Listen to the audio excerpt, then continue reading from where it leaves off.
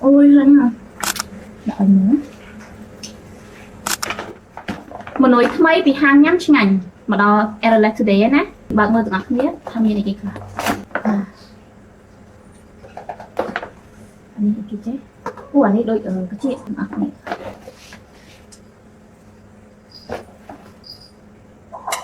sạn mới sấn đời dùng sạn nó có tiếng muối đến cô là cô mình ôi cô có hòm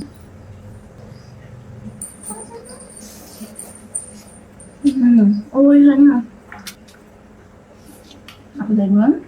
cô tuổi ngay à cô cái tôi chơi này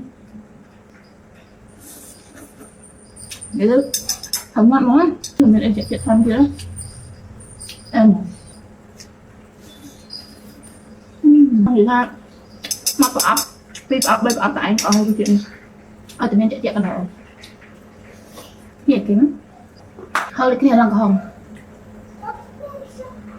ô cho người ta đây ơi thử mà tầng thử mở từ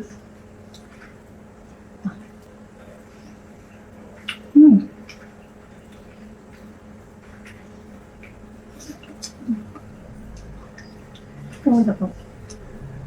ngon không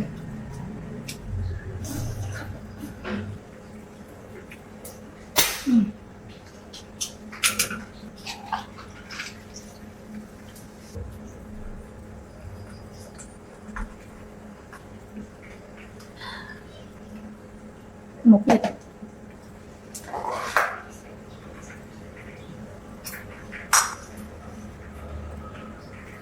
trường mòn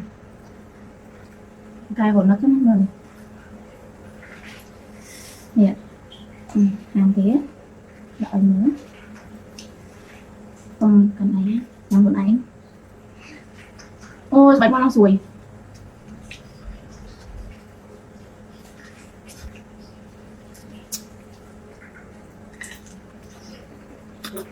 nó sùi mà